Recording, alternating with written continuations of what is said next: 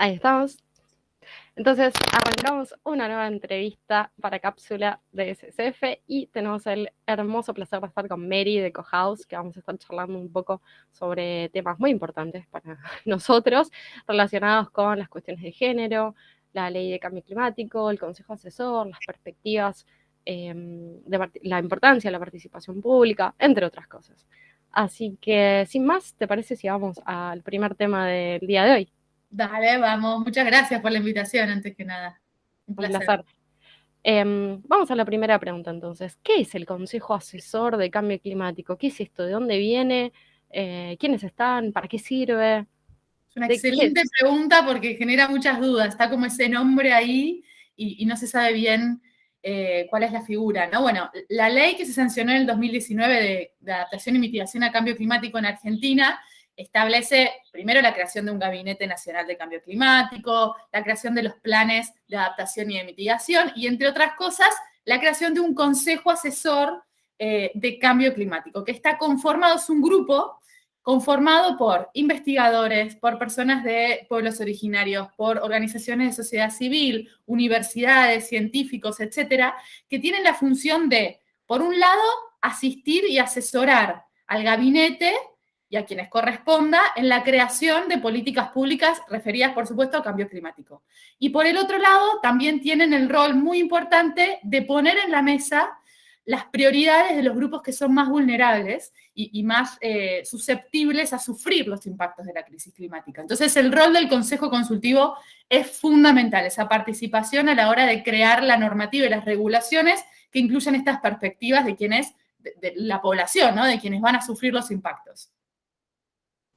Perfecto, excelente. Mejor explicado imposible. Y hablando de eso, ¿por qué es importante tener una perspectiva de género en todo esto, no? ¿Por qué es importante traer eso a la mesa y a la hora de también pensar la gestión pública y también privada, ¿no? Pero en especial la gestión pública. La cuestión de género viene siendo un tema que se está trabajando en todo lo que es la política climática en general desde hace ya bastantes años, por suerte, y cada vez va tomando un poco más de fuerza en el debate. ¿Y por qué? ¿Por qué incluir al género en las cuestiones climáticas? En primer lugar, el primer enfoque que se empieza a dar es que las mujeres son un grupo vulnerable. ¿Por qué? Porque en muchos lugares son las que son encargadas de conseguir el alimento para la familia, conseguir el agua. Muchas veces son los hombres quienes se van de la casa a buscar trabajo a la ciudad, esto sobre todo en espacios rurales. Y entonces quedan las mujeres a cargo de los cuidados de la familia y todo ese trabajo que las mujeres hacen en el día a día está, por supuesto, impactado por la crisis climática, ¿no? Si hay sequías que afectan la provisión y la seguridad alimentaria, sin duda conseguir el alimento va a ser más complicado y eso afecta a las mujeres y por ende a sus familias. La misma sequía también afecta a la provisión de agua, entonces hay mujeres que tienen que caminar kilómetros, literalmente kilómetros, para conseguir agua para cocinar, para asearse. ¿Y qué pasa? Si yo me voy y cada vez tengo que ir más lejos a buscar agua o a buscar comida para mi familia, ese tiempo que invierto en esas tareas para el hogar, no lo puedo usar para la educación, por ejemplo, para educarme a mí misma como mujer, para trabajar, para participar, para tener participación ciudadana y tomar decisiones en mi comunidad. Entonces, hay un montón de aspectos y detalles que es importante incluir a la hora de diseñar políticas públicas que tienen que ver con cambio climático, porque estas variables tienen que incluirse. Por otro lado, y se está queriendo como impulsar esta transformación un poco de este enfoque de mujeres como grupo vulnerable, que es cierto, también es mujeres como grupo para empoderar. ¿Por qué? Por justamente lo mismo, porque son quienes cumplen las tareas de buscar agua, de alimentación, quienes están ahí con la familia, quienes están en la comunidad, quienes ponen la mano en la tierra para cosechar sus alimentos. Entonces, ¿por qué no trabajar desde ese enfoque también? Y empoderar a las mujeres para que funcionen como, o funcionen no, pero que puedan contribuir a la adaptación al cambio climático, ¿no? Y por ende en sus comunidades. Así que son actores claves las mujeres y no alcanza solamente con que en una política pública diga vamos a llegar a las mujeres o vamos a sumar más mujeres a este proyecto. No es una cuestión de cantidad, es una cuestión de incluir al género a la hora de pensar la estrategia, incluir a las mujeres en el juego, ¿no? En la cancha. Así que por eso es muy, muy importante y es clave que empiece a incorporarse cada vez más la perspectiva de género, pero realmente incorporarse en las políticas públicas de cambio climático. Totalmente de acuerdo. De hecho, bueno, en el marco de estas entrevistas tuvimos una charla con Laura Marrero, que estuvo súper interesante, y ella también nos traía esto de que por la propia estigmatización en algún punto del rol que tiene que adoptar una mujer en la sociedad, muchas veces son las que en comunidades y en pueblos, especialmente no en las grandes ciudades, sino como pueblos más pequeños o en zonas rurales, son muchas veces las que conocen el tejido social, las que tienen las tareas de cuidado, las que saben quién es el abuelito que está allá, que necesita comida porque no se puede mover, a la que acaban de operar, que no sabes qué le pasó, etcétera. Entonces, cuando surge un desastre de origen natural, pero exacerbado por el cambio climático hoy en día, como una inundación, un incendio, lo que sea, muchas veces son las que conocen el tejido social para salir a ayudar, ¿no? Y que después, a la hora de diseñar políticas públicas o incluso planes de emergencia, no están en la conversación, digamos, no se las incluye en el diseño de esas políticas públicas. Entonces, esto me trae a la siguiente pregunta. ¿Qué es participación pública y qué no es participación? ¿Cómo hacemos para tener más y mejor participación pública en todo esto que tiene que ver con el cambio climático y, bueno, y otros temas ambientales? Bueno, la participación pública de sociedad civil es otra cosa fundamental. Participación pública quiere decir involucrarse en la toma de decisiones y en la creación y en la generación de esas decisiones. No solamente escuchar la decisión y decir sí o no. No es eso, eso no es participación. Participación es involucrarse. Es decir, esto que decías vos, como yo tengo este conocimiento, lo aporto. Esto va por acá, esto va por allá, en esta comunidad es así, entonces por ahí esta estrategia que traemos de otro lado, que funcionó bárbaro, acá hay que hablarlo con la población para ver y para que se involucren y ver si efectivamente puede funcionar y no, trabajar en conjunto desde el gobierno con la comunidad, pero conjunto, a la par, no esto, como solamente dando aprobación o no de algo que ya está decidido. ¿Por qué? Porque si esto mismo que decías vos, si hay información que es muy valiosa y que solamente está en la comunidad, y si vos no sos parte de esa comunidad, muchas veces los gobiernos nacionales sobre todo, que obviamente tienen que abarcar un territorio enorme, sobre todo en Argentina, que es enorme y muy diverso en todos los sentidos, es muy difícil. Entonces es ahí, sobre todo, más importante poder trabajar desde lo local y que la comunidad y las personas que viven ahí estén involucradas para que las políticas que se desarrollen sean efectivas y se puedan aplicar realmente en esa comunidad y para que también las personas se la apropien y la desarrollen, ese sentido como de pertenencia, de, hey, yo colaboré en esto me parece bien, porque está ahí lo que yo creo, lo que vemos acá. Entonces eso hace que también sea más efectivo su funcionamiento después. Por eso es fundamental la participación desde todos los actores, ¿no? Y acá, de la mano con lo que hablábamos antes, este consejo que trata de reunir un poquito de todas las voces, ¿no? Pero que esté la juventud, que estén los pueblos originarios, que esté la academia, la ciencia, que estén las organizaciones de sociedad civil, digamos, que sea bien diverso.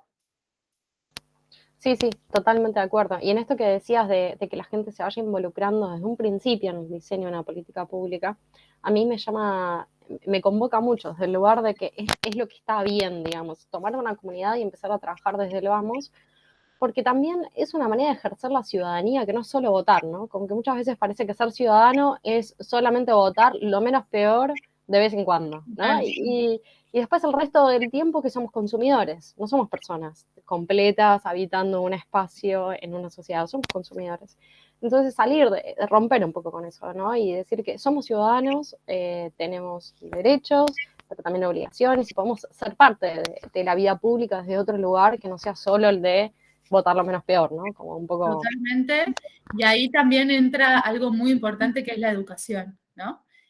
Para nosotros desde Cohouse es sin duda la columna vertebral de todo. Para yo poder participar tengo que primero conocer mis derechos, saber que puedo, ¿no? En este sistema de gobernanza que tenemos en este país por lo menos. Saber cuáles son mis derechos, saber qué es lo que me está afectando, cuáles son los problemas, saber qué puedo aportar a la solución. Entonces de ahí entra un rol muy importante y este año tuvimos un logro también importante en esa línea, que fue la Ley Nacional de Educación Ambiental Integral, que justamente apunta a eso, no solamente a aprender del ambiente, sino a fomentar la participación ciudadana, que es el fin último, digamos. Todos tenemos que estar involucrados en construir una Argentina y un mundo mejor. Tenemos porque nos beneficia a nosotros, ¿no? Es este juego de derechos y responsabilidades. Pero sin duda es clave que las personas sepan que tienen ese derecho, que sepan cómo ejercerlo, y ahí es fundamental trabajar muchísimo, muchísimo en la educación. Total. Y contame un poquito más, ya que lo trajiste a la mesa. ¿Qué opinas de esta ley? ¿Qué expectativas tenés? ¿Cómo crees que puede ser mejor de lo que, digamos, cómo podrías aportar, digamos, a este diseño, a esta implementación? ¿Qué cosas te parece que tendríamos que tener en cuenta? Bueno, la ley era la ley para nosotros más ansiada. Ya había habido varios proyectos de ley que por H o por B se fueron cayendo a lo largo de varios años.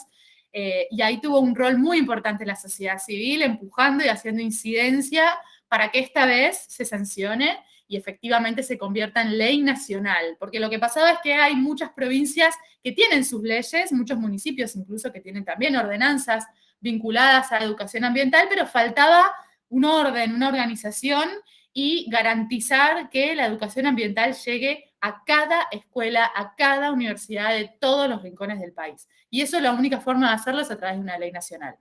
Por supuesto, como toda ley, a nosotros nos gusta pensarlo como el punto de partida, ¿no? O sea, bien, todo lo anterior, la previa fue el entrenamiento, ok, estamos acá en el punto de partida, tenemos la ley. La cosa es cómo se implementa. Ahora vamos a ver la verdad, digamos, y ahí es donde hay que poner el verdadero trabajo, porque, porque de eso depende, digamos, en los papeles, en la teoría, todo es hermoso. Argentina, de hecho, tiene una cartera de leyes ambientales de las mejores de la región, pero siempre el problema es la implementación y el control de esas leyes. ¿Qué pasa con esa ley que está escrita? Y ahí de vuelta la ley también plantea la creación de un consejo, igual que la ley de cambio climático, otra vez el consejo, otra vez la ciudadanía y las organizaciones de sociedad civil vigilando, proponiendo, promoviendo, empujando. Así que eso va a ser clave también a la hora de implementarse. Estamos ahí siguiendo el proceso muy de cerca, están trabajando en la reglamentación, así que por supuesto, como todo proceso de implementación a nivel regional, lleva su tiempo, y en cuestiones educativas más todavía, porque la educación es un proceso y es algo a largo plazo, y entrar en las escuelas también es un desafío. Pero bueno, bienvenido que vamos a empezar ahora ya cuanto antes para que esto se empiece a agilizar y ver realmente plasmado en la realidad de todo el territorio nacional. Ojalá, ojalá, porque la realidad es que también algo que pasa con la educación ambiental, o no sé si vos lo observás, es que muchas veces las personas terminan aprendiendo sobre lo ambiental a través de las redes sociales, a través de videos, a través de documentales, a través de libros, a través de compañeros, gente que le comunica algo, noticias, pero no hay una educación formal ambiental que por lo menos siente las bases de un diálogo para que podamos justamente atender a todos estos problemas socioambientales, ¿no? Porque si no, pareciera ser que es crea tu propia aventura. Y está bueno, pero si vos no tenés la curiosidad o el interés, nunca vas a llegar a esa información. Sí, hay mucha desinformación también. Hay varios estudios que muestran que en general en la población en Argentina los medios de comunicación son la principal fuente de información acerca del cambio climático, por ejemplo. Eso es lo que dicen las personas. Y la realidad es que los medios de comunicación no siempre entienden en profundidad lo que es la temática. Entonces, la Ley de Educación Ambiental Nacional también abarca los medios de comunicación, no es solamente para las escuelas y universidades, sino que también es para medios de comunicación y otras entidades que, queriendo o sin querer, ejercen educación, digamos, en la población. Y es fundamental que, como educadores, estemos capacitados y entendamos de ese tema. Totalmente de acuerdo. Así que bueno, vamos a por ello en este año que viene también.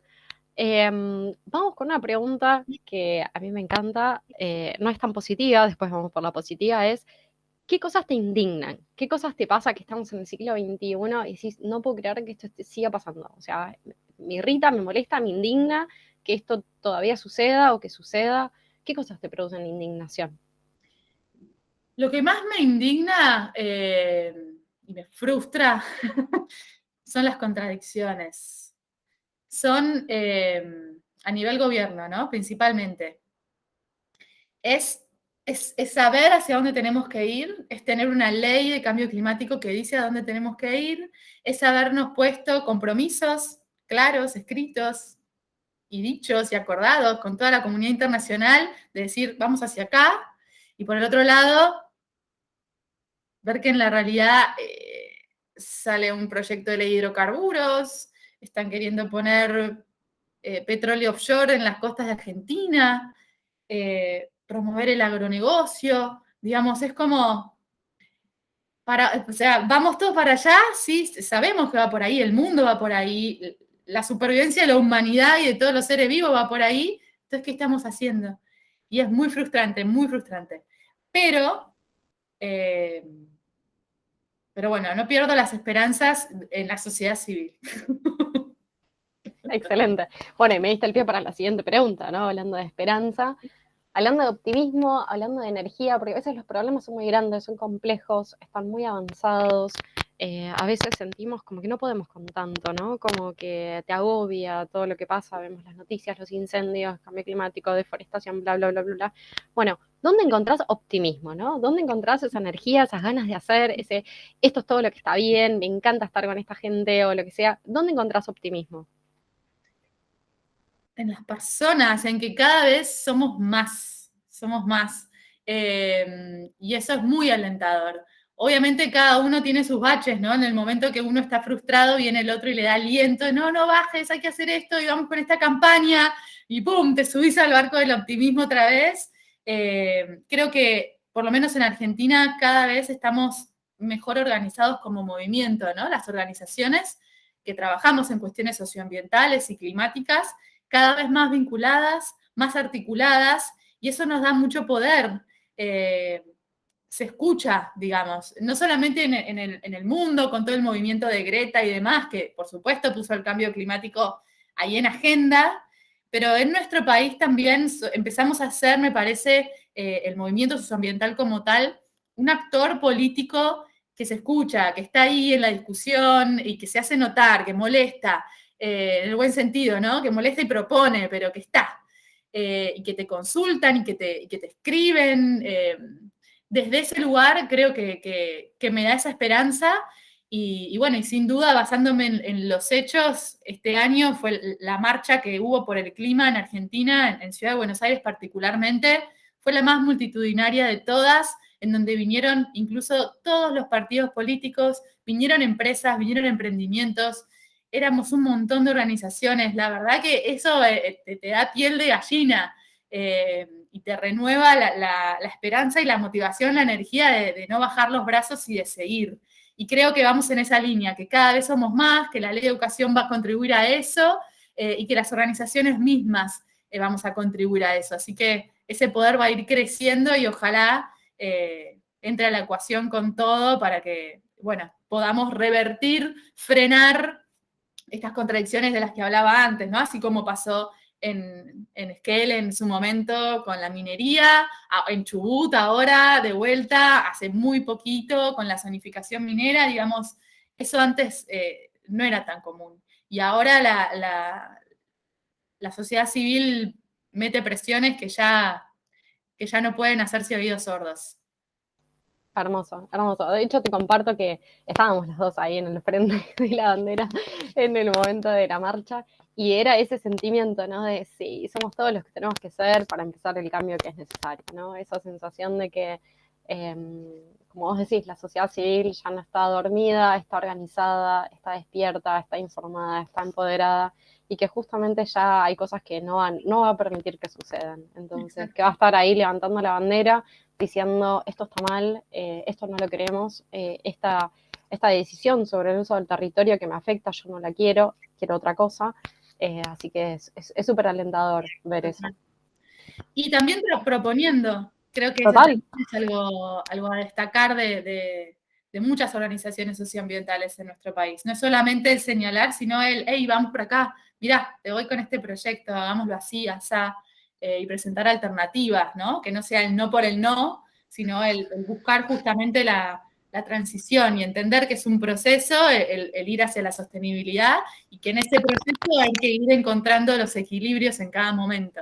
Total. Y también me gustaría incorporar, ya que estamos hablando de esto, esta perspectiva que a la hora de proponer, no es que las propuestas no consideran lo económico, ¿no? Porque pareciera estar el mito de que los que nos preocupamos por el ambiente no nos importa la economía, no nos importa el trabajo, no nos importa los ingresos de las personas.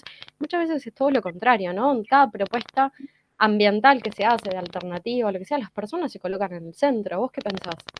Sí, sin duda, es esa dicotomía famosa entre desarrollo o ambiente, economía y ambiente, cuando la economía, por definición, necesita los recursos del ambiente, entonces es una disociación de la cabeza, es irreal en las dos partes, ¿no?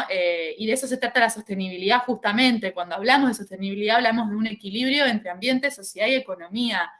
Si se prioriza, nosotros siempre lo vemos como un trípode, ¿no? Si falta una de esas patas, ¡pum!, se cae, a la larga o a la corta se cae. Entonces, sin duda, es ir en busca de ese equilibrio, que por supuesto hay muchas formas de lograr equilibrio, y de eso se trata, de conversar y de tener la participación ciudadana, de que cada uno pueda poner su perspectiva y entre todos podamos consensuar y construir la mejor manera posible en cada una de las comunidades. Hermoso, hermoso, vamos a por ello. Vamos con la última pregunta. Vos sos una luchadora de todos estos temas, una que trabaja todos los días para construir un mundo mejor. En ese trabajar de todos los días a veces aparecen obstáculos, ¿no? Aparecen desafíos, aparecen problemas, aparecen, en fin. Si vos le pudieras pedir a un ser mágico, a alguien que aparezca de la nada y te diga, te concedo un deseo para que puedas hacer mejor tu trabajo, más rápido, que llegue más lejos, o que puedas tener el camino facilitado, ¿qué le pedirías a este ser mágico? Yo le pediría que agilice al máximo la implementación de la ley de educación ambiental, porque eso va a generar un efecto dominó. Estaba por pedir que seamos más, pero dije, no es cantidad, es calidad también, que seamos más los que sepamos, los que tengamos conciencia, los que entendamos y los que queramos actuar, pero que nazca de adentro. Y para eso tenés que saber, no puedes cuidar lo que no conoces. Entonces creo que pediría eso, que efectivamente en cada escuela, en cada universidad, en cada medio de comunicación se cumpla mañana la ley, que se empiece a trabajar desde ya, y que podamos ver esos frutos cuanto antes. Genial, hermoso. Entonces, ojalá se haga realidad tu deseo Para y que sí, ser mágico, donde estés, escucharos. totalmente. Bueno, Mary, muchas, muchas, muchas gracias por esta conversación y gracias por todo el trabajo que haces todos los días. A ustedes, un placer y bueno, nos encontraremos ahí, en el trabajo y en la lucha.